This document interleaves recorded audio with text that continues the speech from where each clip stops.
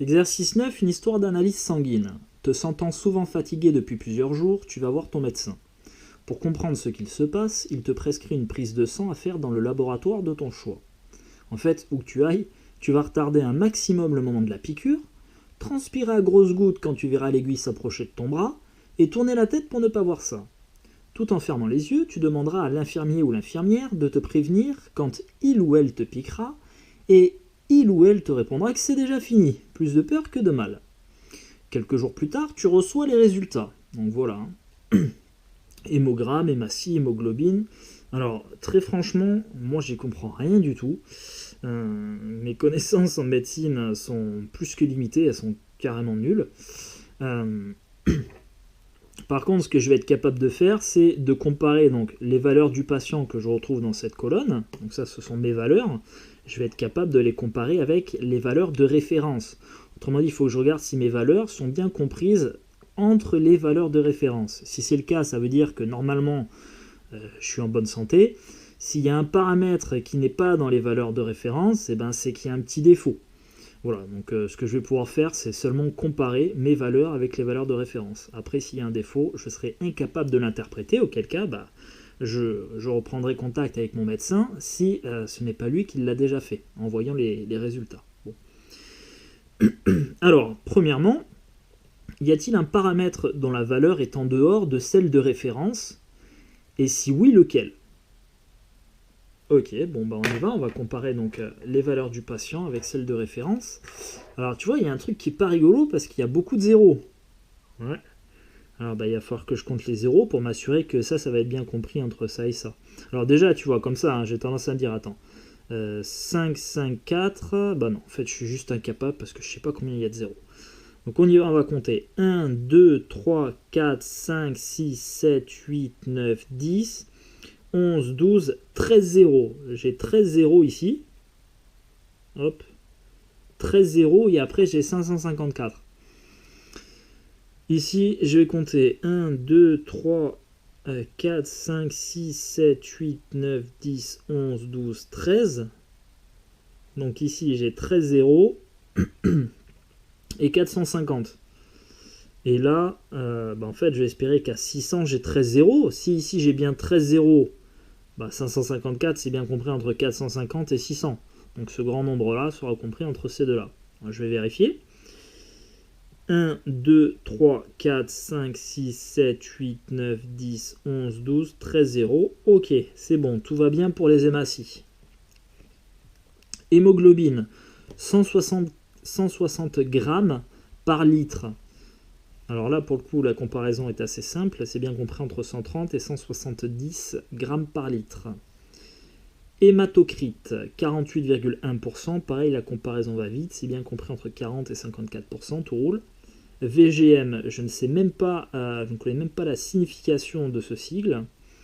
Et là, je vais encore me galérer parce qu'il va falloir que je compte les zéros. Alors, on y va. Donc 0,1, 2, 3, 4, 5, 6, 7, 8, 9, 10, 11, 12, 13, 14, 15, 16. Alors, j'ai 16 zéros après la virgule avant d'avoir 87. On y va ici. Donc 0,1, 2, 3, 4, 5, 6, 7, 8, 9, 10, 11, 12, 13, 14, 15, 16. Donc là encore, j'ai 16 zéros après la virgule. Et du coup, hop, ça c'est la même chose que 0,80. Comme si tu as un 0 derrière, ça ne changera pas le nombre. Donc 87, c'est bien supérieur à 80.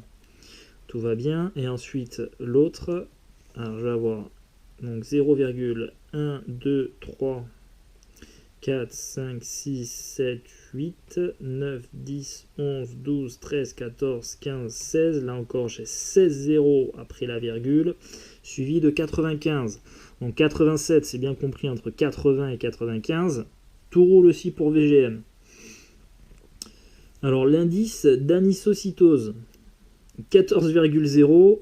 Et on me demande, on veut que ce soit inférieur strictement à 15. Bon, c'est le cas, pareil, ça va vite. TCMH,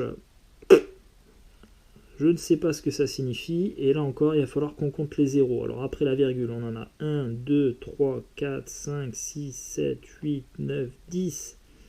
10 zéros après la virgule, suivi de 289. Et là, 1, 2, 3, 4, 5, 6, 7, 8, 9, 10.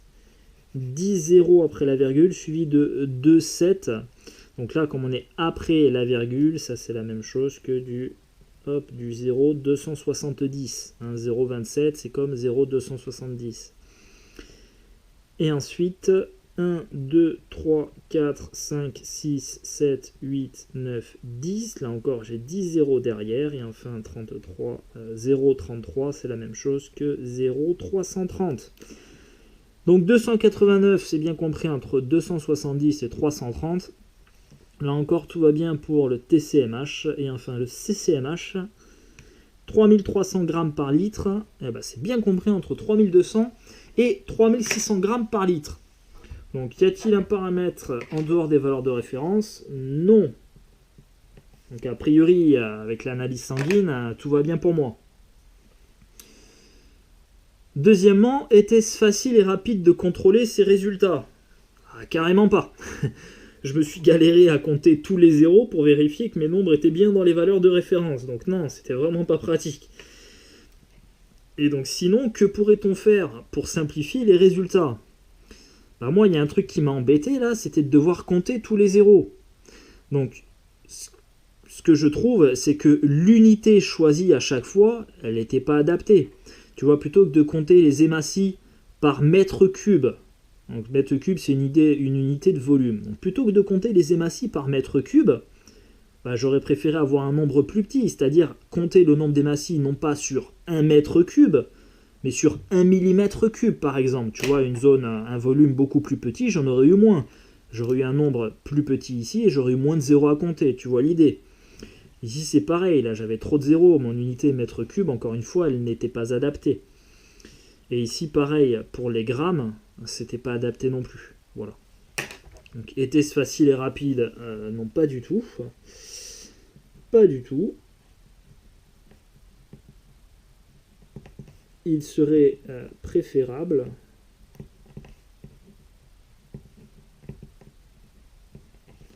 de changer l'unité de certains paramètres.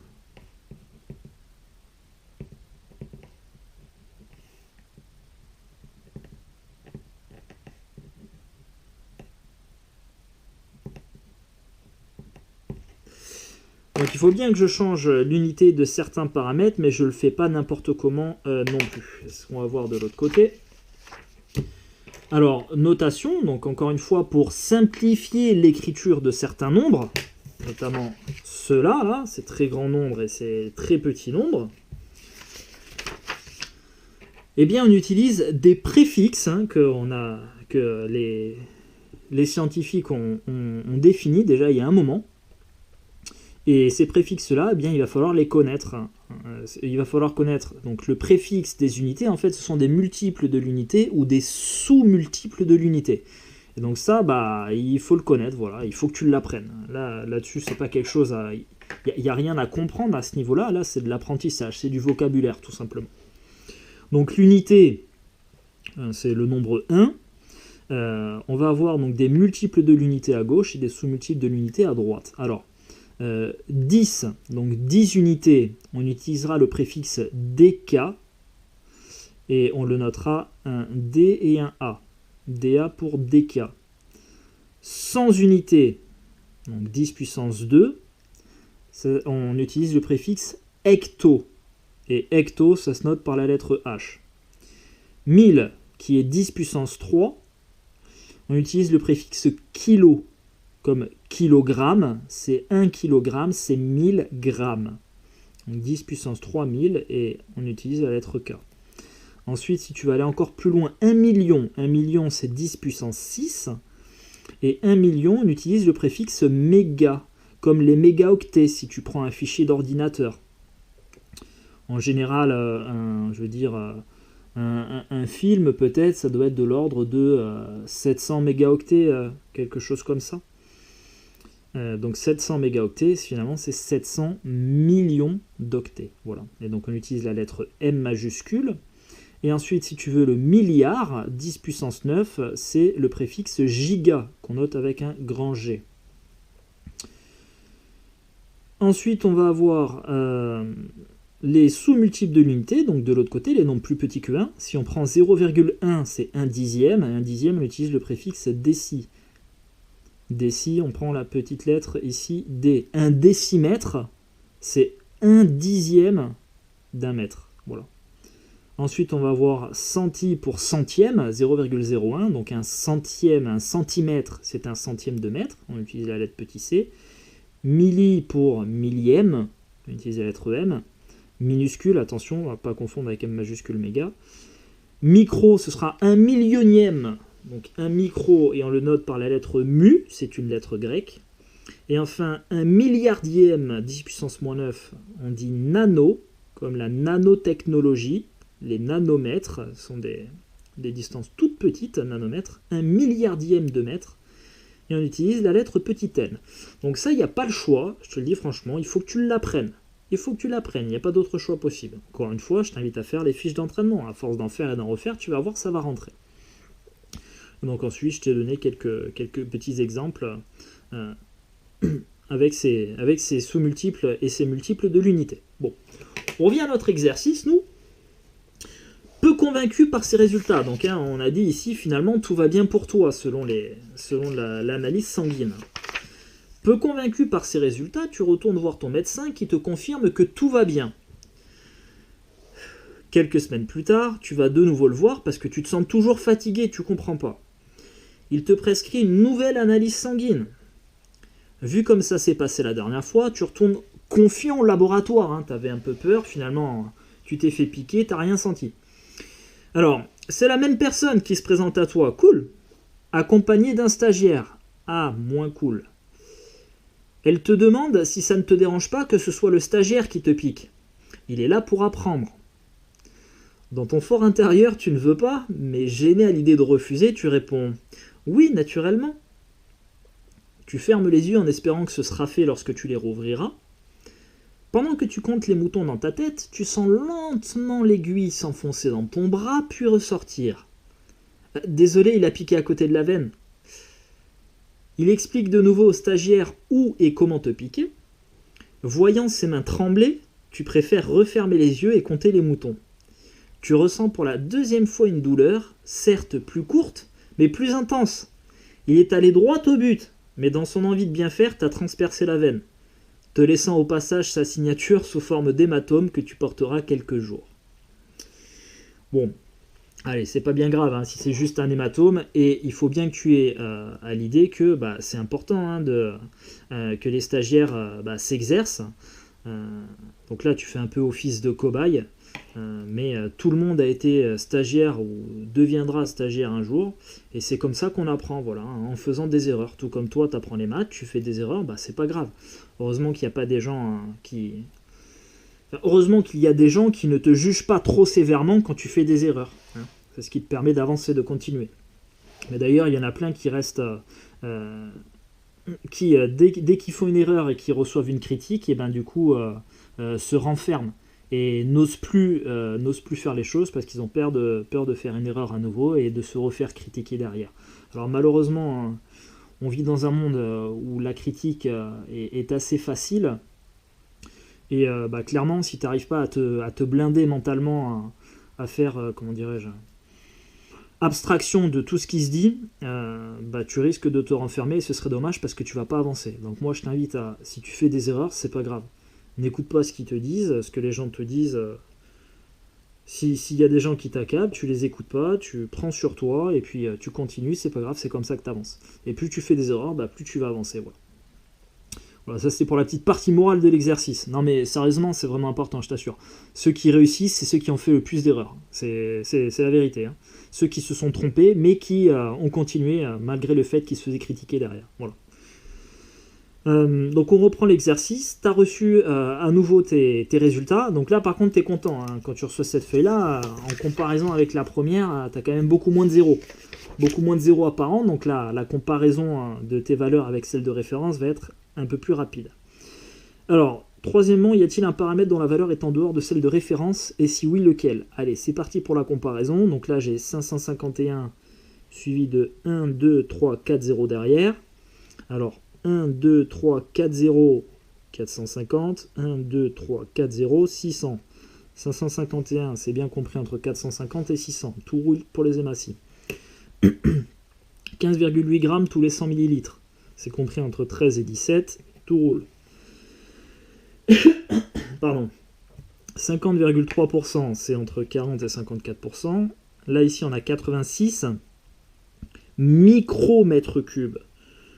Micromètres cubes, et c'est bien compris entre 80 et 95 micromètres cubes. Tu vois, là, ça fait une sacrée différence. Hein. Le fait d'être passé précédemment, on était en mètres cubes, et en étant en mètres cubes, pardon, on avait des valeurs extrêmement petites, plein de zéros à se trimballer derrière. Bon, bah là, on a changé d'unité, on a dit on va pas regarder sur un mètre cube, on va regarder sur un micromètre cube, c'est-à-dire un millionième de mètre cube. Et on a évidemment beaucoup moins, des valeurs beaucoup plus petites. L'indice d'anisocytose, 14, c'est toujours inférieur à 15, tout roule. TCMH, 0,0287, eh ben, c'est bien compris entre 0,0270 et 0,0330 nanogrammes. Donc là encore, hein, pour l'indice pour le TCMH, pardon, là on avait pris en grammes au départ. Bon, ça allait pas du tout l'unité, on a pris des nanogrammes, des milliardièmes de grammes, et on a des valeurs un peu plus sympas. Donc c'est bon aussi pour TCMH, et enfin CCMH, 32,9 grammes par décilitre, c'est compris entre 32 et 36 grammes par décilitre. Donc tout roule. Encore une fois, hein, l'analyse sanguine n'a pas révélé de carence. Donc non. Tu vois une dernière fois ton médecin qui te confirme que tu es en bonne santé, entre guillemets. Mais après avoir dialogué avec toi pour comprendre tes habitudes de vie, parce que tu dis, ouais, mais je suis fatigué quand même, eh bien, il te conseille de remplacer le Nutella, les bonbons, etc. par des fruits et légumes, de remplacer les jeux vidéo et ou la télé par du sport, et enfin te coucher avant 22h et te réveiller tous les matins à la même heure, et tant qu'à faire, avant 9h. Voilà, ça encore, c'est pour la partie morale de l'histoire. Mais c'est vrai, hein, tu l'entends partout, on te le rabâchera tout le temps, mais c'est la vérité. Et essaye de faire le changement, et le changement d'hygiène de vie, et normalement, hein, si tu t'y tiens bien, tu verras la différence.